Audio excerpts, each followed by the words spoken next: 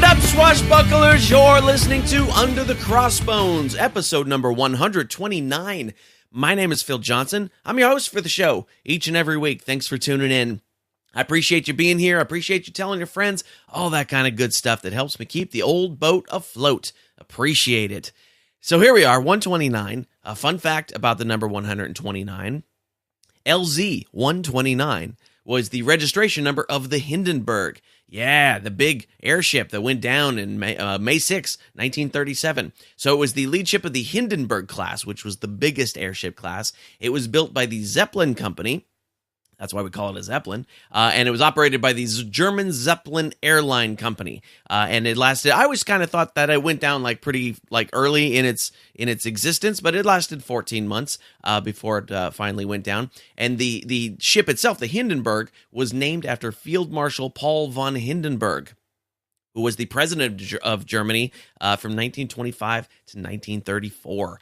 And also, where I always kind of knew it from, was the cover of Led Zeppelin's first album, which is where they got it. See, they said that their music was the idea of that supergroup was going to go over like a Led Zeppelin. It was actually John Entwistle from The Who made that comment, and they ended up naming the band after it, and then they put the picture of it going down on their first album. Interesting, the first Led Zeppelin record, critically panned. Critics did not like it, but very commercially successful. And as I was reading that, I was thinking of the new 50 Shades of Grey movie that came out this past weekend.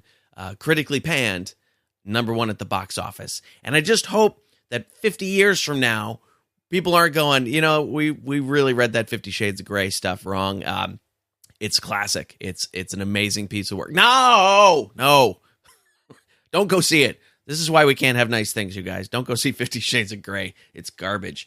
My guest on the show today is Keith Martin of the National Institute of Standards and Technology. Now, you may be wondering, how is that a pirate thing?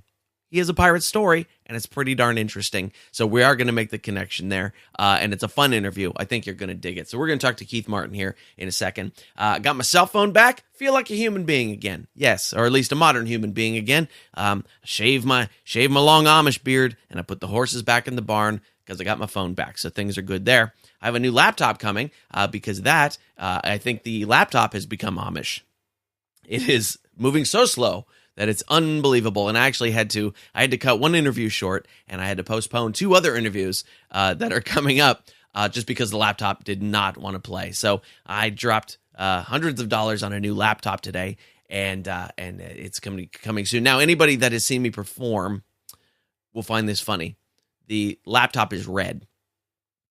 And the reason that's funny to the people who see me perform is because I always wear a red shirt on stage. A dumb, big, shiny red shirt. And I know my girlfriend, when she sees it, she's going to be like, really? Seriously? The red laptop?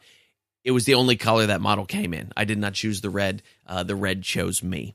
Which I guess we can kind of say that about my entire career sometimes. So that's coming, and then I will be able to get back on the interview train. You may have noticed there have not been a lot of new interviews posted to the episode page too, but there are more interviews coming. I got them on the calendar, ready to go. A piece of sour news, a piece of not so very good news that I need to share with you.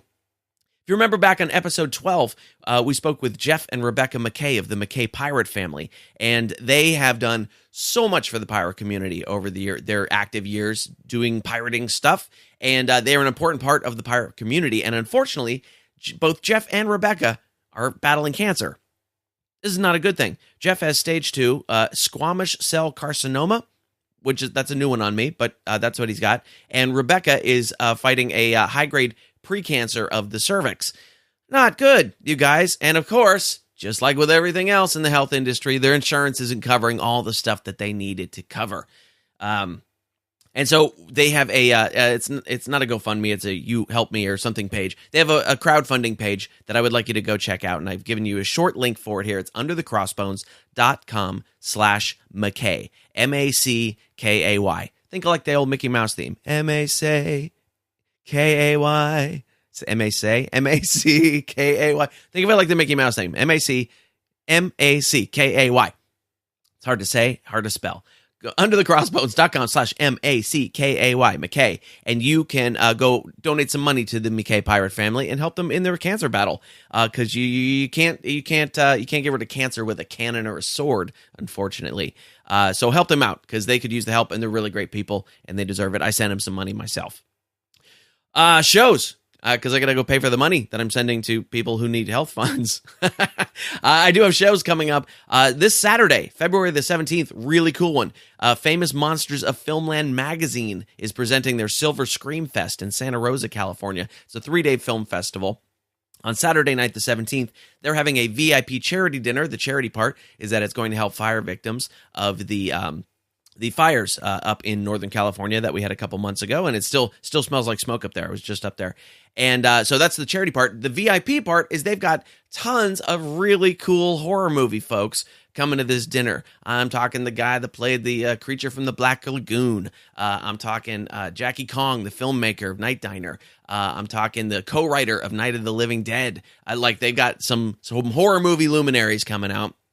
And I am doing a 1-hour comedy set at this VIP charity dinner, so it's going to be a blast. It is open to the public, but it's pricey. It's $200 a ticket. But if you're going to the film festival and you want to rub your dirty demonic elbows with some folks from the horror industry, that's the place to do it. So that's this Saturday, February the 17th, during the Silver Scream Fest, promoted by Famous Monsters of Filmland magazine. Should be a blast. I'm looking forward to it. I'm not even a horror movie guy at all, but it should be fun.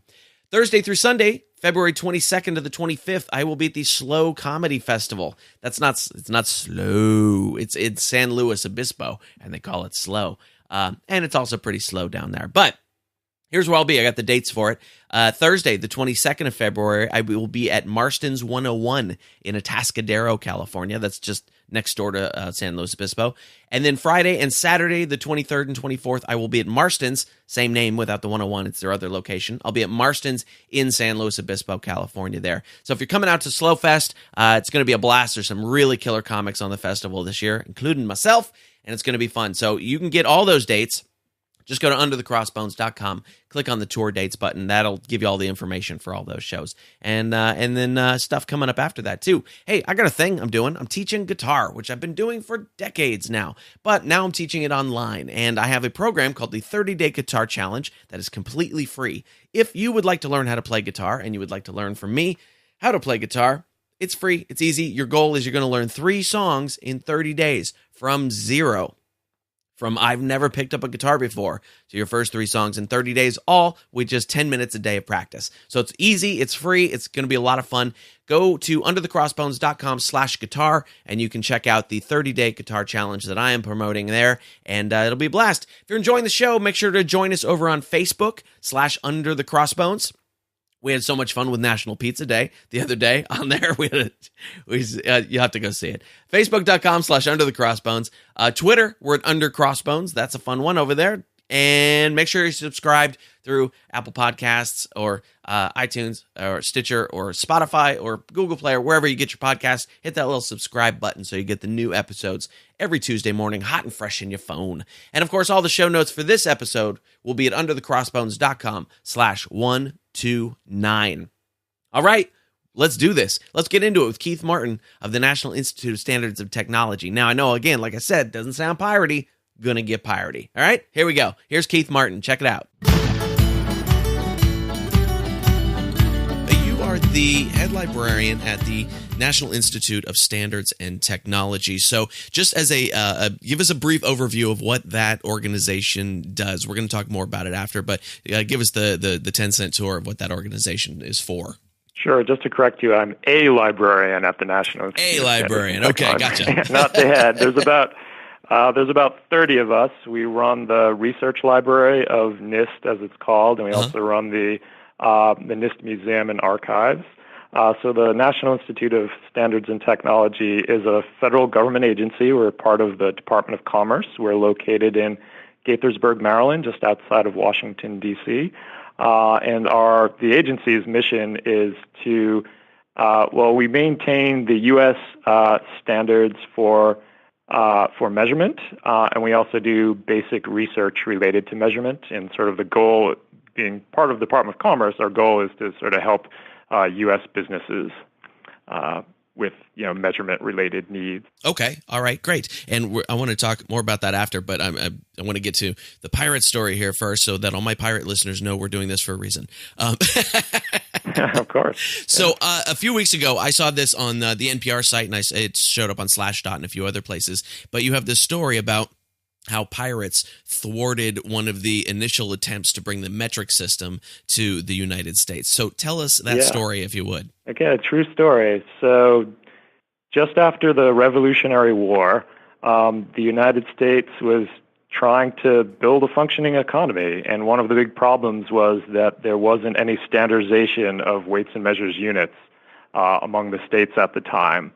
And that would have hindered the U.S. economy. If you're not speaking the same measurement language, you couldn't really have sort of fair, equitable, and efficient interstate trade. Sure. So, for example, people in the states were just they inherited the common weights and measures of whichever countries they had immigrated from. So in New York, for example, there were a lot of people using Dutch weights and measures. And in New England, of course, they were using English weights and measures and different ones in different states.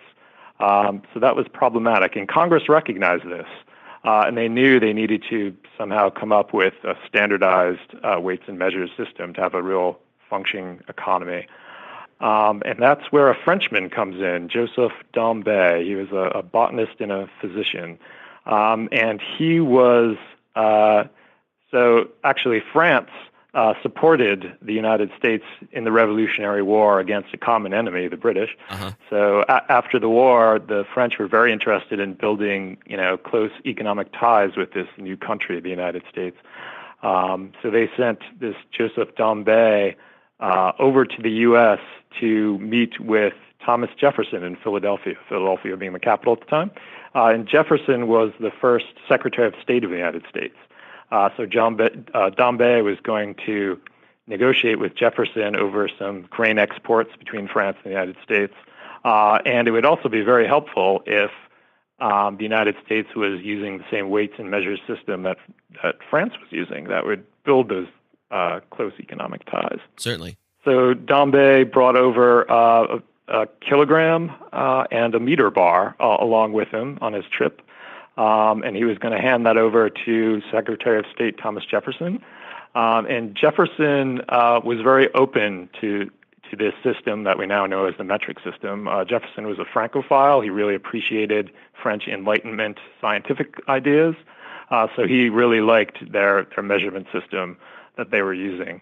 So Dombey is on his way on a ship to the United States heading toward Philadelphia, and he gets blown off course by a storm, and it actually blows the ship quite south into the Caribbean Sea.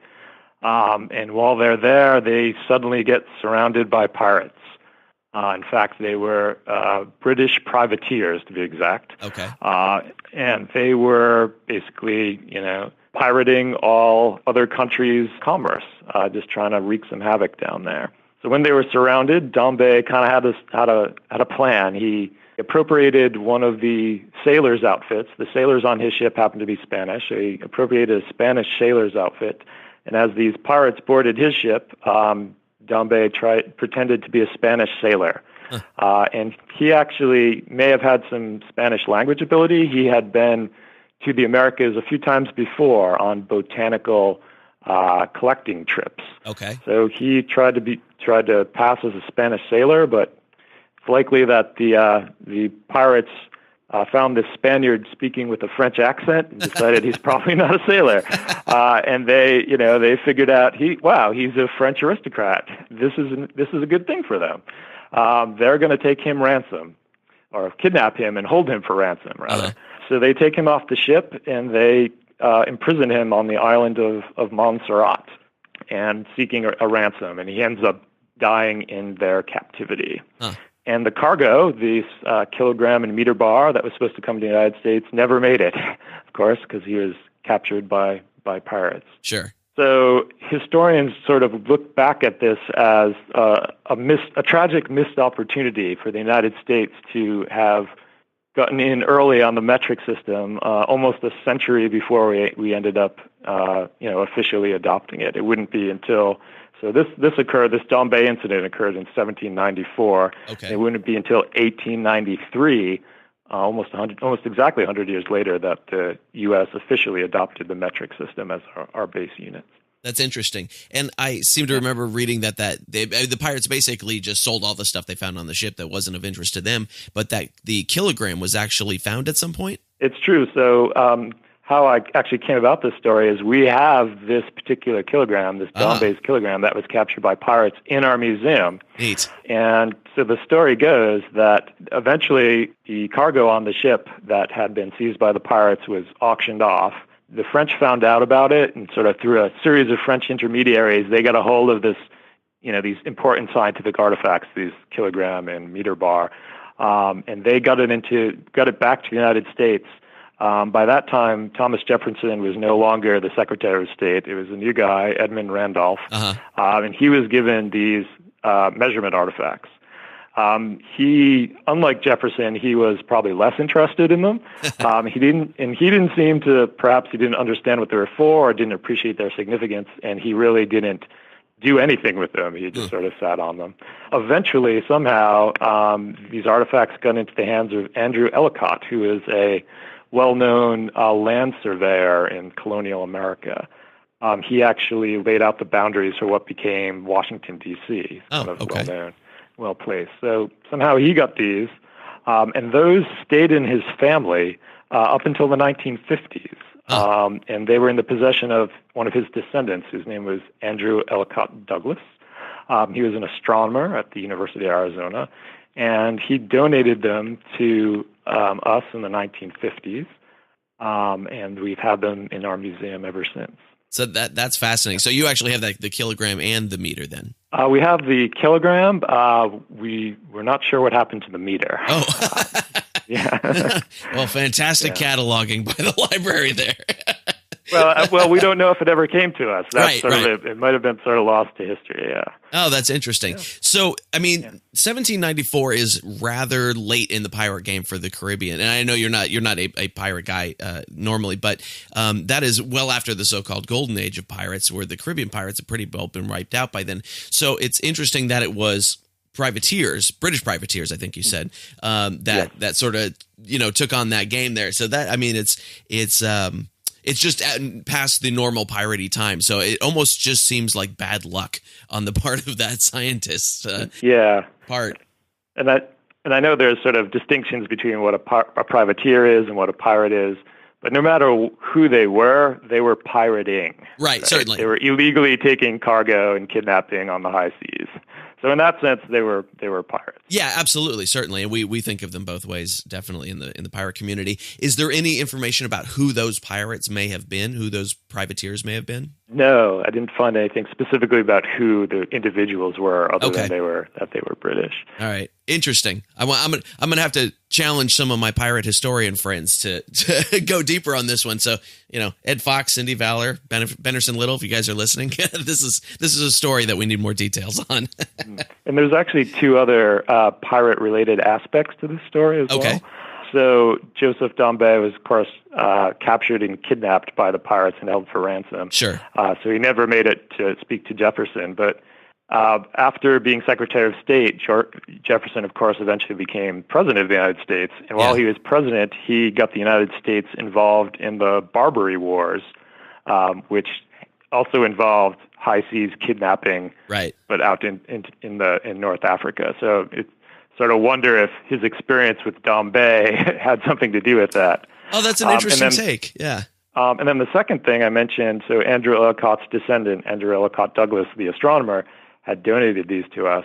And he actually discovered one of the early people to discover a connection between astronomical events and tree growth, tree rings.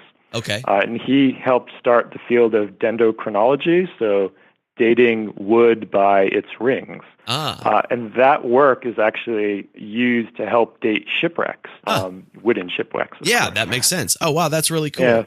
That's very cool. That kind of connects it back to, what was going on during the pirate era, that sort of thing. Yeah. Now, I know that you deal in lots of things outside of the metric system. Why do you think it is? Because we've obviously tried since then to make the metric system stick in this country. What is your opinion about why it hasn't? So it's not commonly known, but I mentioned it earlier that we've actually been on the metric system for more than 100 years now, since 1893. Right. So officially, our base units in the United States are metric. So if you want to say what is officially a foot of length, you would say that's actually a percentage of the meter. Okay. That sort of thing. So so those common units we use are actually based off of metric units. And then we are slowly, so in the United States, the adoption has been voluntary. So there's one group here at NIST who is working to encourage different industries to slowly move over to metric instead of doing it all in one big shot. So if you think about it, when's the last time you bought a gallon of soda? Right. Probably That's not true. in a long time. It's liters, right? Yeah. And we kind of accept that, and we don't even think of it as metric now, but it's there. The same with medications or vitamins. They're in milligrams, things like that. So there are actually a lot of industries that are using metric, and we just sort of don't even think about it. But most countries are on some scale of where they are to adopt the metric system. So there are some countries that are fully metric, others that are maybe halfway there, others that are a little further behind. So all the countries are on sort of grading scale, and we're sort of along with that too. But it also could have just been that we've been using more of the sort of traditional British units for so long that it's harder for us to switch over, and that's going back to the Bombay time. If they had these artifacts in the early United States, they would have been very easy to make copies of and give them out to the States, and we could have had an extra 100 years of using the metric system. We'd probably be farther along now along that scale of full adoption. Yeah, certainly. And I've always thought it's funny that even the British don't use the British imperial system anymore. Yeah. We're so far behind. Because, the metric system makes more sense just mathematically. It's easier to deal with, but we just don't get that day-to-day use with it that makes us comfortable with it. And when I'm faced with a kilometer, I'm thrown, even though technically I know what it is, So I keep hoping that we'll increase our knowledge of that a little bit, because I think it does make life a whole bunch easier all the way around. So let's talk a little bit about NIST as an organization and your library's function within that. Is it like a historical library where you're collecting artifacts of technology and measurement stuff over the 200 years or so it's been in existence? 100 years, sorry. I had my counting off. Yeah, so NIST has been, NIST was founded in 1901. So we've been just over 100 years now. So we do both historical things and modern science as well. So we do both. So the library's main mission is to support the current scientific research going on in NIST. So in that sense, we're on the very cutting edge of science there. Right. But because we also run the NIST Museum and the NIST Archives, and our agency has a very long history, we also maintain historic information as well. Okay. So it's kind of a nice combination of the history and the modern stuff. It's very nice. And I can kind of give you a neat example of that from our museum itself. We have some very old things and very modern things. So one of my favorite things in the museum is an relatively older thing, not quite as old as the kilogram, but it's from the 1930s when the U.S. was just starting to develop wash and wear clothing, kind of clothing we have now. So as a way to help decide, so that what they were doing to make sort of wrinkle-free wash and wear clothing is they were applying different chemicals and impregnating those chemicals into the cloth that we wear in our shirts and pants, and that helps it be wrinkle-free. So how do you measure the effectiveness of these chemicals to make wrinkle-free clothing?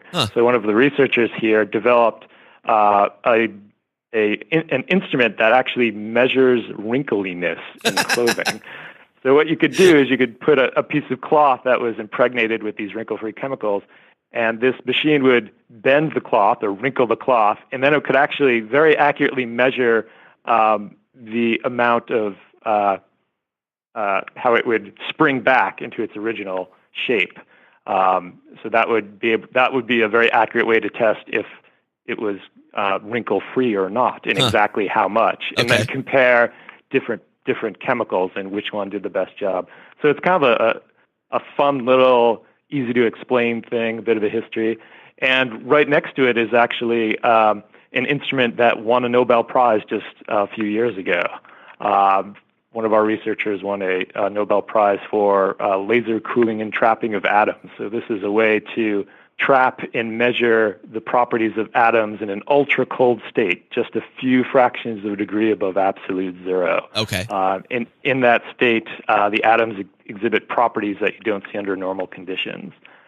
Quantum properties, they're called. So sure. we built this unique device to measure those. So it's sort of like the super high tech now and what was high tech back then, but now we would consider a bit low tech. So it's that's really nice interesting. Yeah, that's really interesting. And which kind of, I had that question in my head. It's easy enough to go, okay, here's what a kilogram is, here's what a meter is, but then what do you do with something like an ohm or a nanometer or that kind of stuff? Is that just a tool to measure those kinds of things? Because there can't be anything physical to do it, right? Yeah, a nanometer is a great example. So one of the things we're doing is we're always trying to improve our ability to measure things. Mm-hmm. And the better you can measure something, the more you can move science forward. Sure. So in the case of a nanometer, so previously the standard for the meter was a meter bar. Right. And we have in our museum the official United States meter bar. So all length measurements in the United States were measured against this particular bar. But you really can't do modern science with that. That's fine if you're measuring, what is the diameter of a tire or a widget? That's fine. What's the diameter of an atom or a nanoparticle? You can't hold that bar up to it. That's not realistic. So we've since redefined the meter from being, that particular meter bar right there to a definition based on a constant of nature. So it's actually currently based on the speed of light. Okay. The speed of light is a constant. So it's the distance light would travel over a certain fraction of time. I see. And that distance is actually the same as the old meter bar. And you realize that not by using a bar, but actually by using a laser. And with that laser, you can make very small but accurate gradations of a meter. So you can do a nanometer, so measuring on the nanoscale. So the subatomic level very accurately. That's interesting. What out there has not been measured yet? What are the new things that are coming in where they go, we need a way to measure this. We don't know how to measure this, and we're not even quite sure how to measure it at all, what it is. Are there still new things coming in, or has everything been measured? Well, again, it's more of a matter of how much you can measure. Okay. So in the sense of, we were talking about the nanoscale, just a few decades ago, there was no way to even talk about that level because you had no tools to explore it and measure it.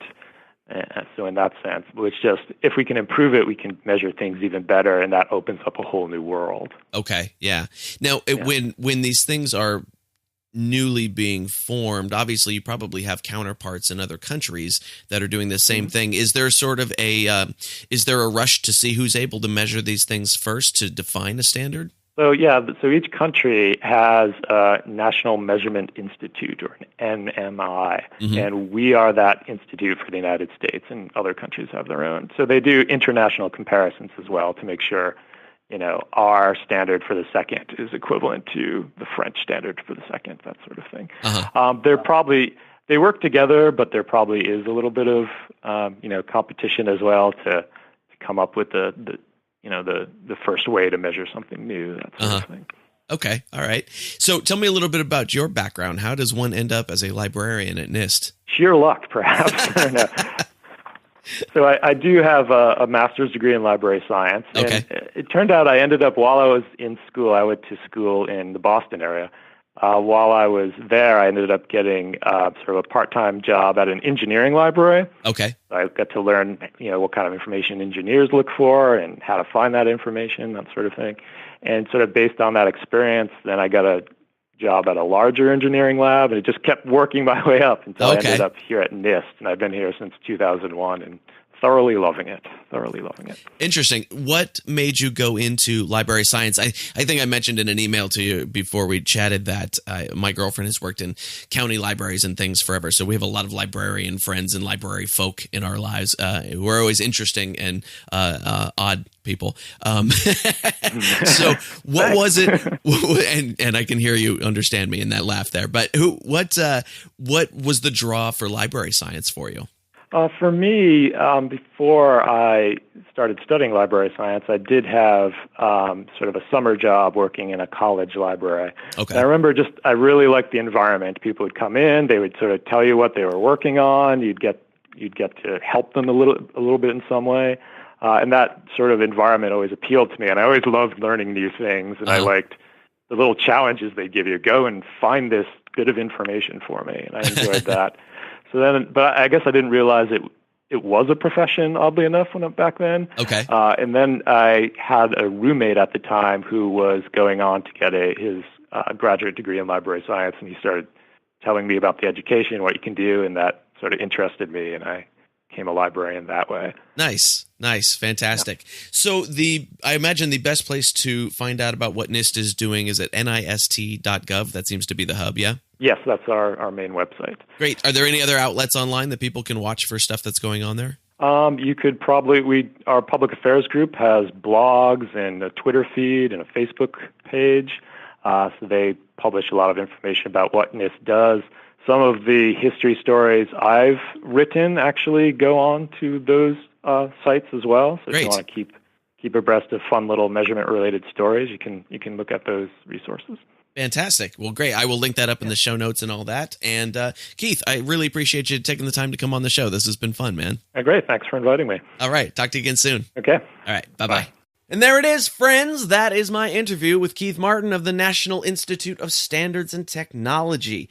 And I thought it was fun. The story's fun. We had some talk about the metric system. It's more stuff I never thought we'd be talking about on the show. But that's what keeps things fresh and fun for all of us, I think. So if you want to find out more about what the National Institute of Standards and Technology is up to, if you're a measurement fiend of some sort, go to nist.gov, and you can get links there too. They've got a video gallery or a image gallery of stuff they're doing and blog and all that kind of good stuff. So go check that out, nist.gov. We're sponsored today by Pirate Radio of the Treasure Coast, WKKC-DB, playing the best music in pirate radio talk. You can listen to Under the Crossbones on both their stations. Just go to pirateradioofthetreasurecoast.com or pirateradiotc.com, and don't forget to download their apps. That's the Pirate Radio Treasure Coast app for the music station and Pirate Radio Talk for the talk station. Good stuff over there from Pirate Radio of the Treasure Coast. Got an ebook for you, Alexander Exquemelin's Pirates of Panama or Buccaneers of America, whichever title you prefer. It's out there under both. This is a book that was originally released in 1678 by Alexander Exquemelin, who was a doctor and found himself on pirate ships doing his doctory thing and doing the piratey thing, and he wrote about it, and he put out this really cool book. So if you are a pirate fan and like the history stuff, you definitely want to pick up this book. I've got a free ebook copy of it for you. Just go to underthecrossbones.com, click on the free ebook link, and you can download it there. Or if you're out and about and all you have is your phone, just text the word pirate and your email address to 94253. Grab that little device in your hand that you're probably listening to this podcast on anyway, and text the word pirate and your email address to 94253. And that is our show for today. Thank you again for tuning in. I always appreciate it, and it means a lot to me that you are here. Again, if you want to find out more about what the National Institute of Standards and Technology is up to, go to nist.gov and tell Keith Martin I said hi. To help out the McKay pirate family with their battle against cancer, please do that. Go to underthecrossbones.com/McKay, MACKAY. The link will also be in the show notes at underthecrossbones.com/129. Got some great guests coming up. Next week, we're going to hear from Bill Fernie, who is the author of Black Hearts, White Bones. Great book. We got Sophia Cancelli of the Cape Fear Parrot Sanctuary coming up, and Anthony Cummins, a.k.a. Captain Tons. It's an interesting one, and that's coming up soon in a couple weeks, plus a whole bunch more, and I will see you next week.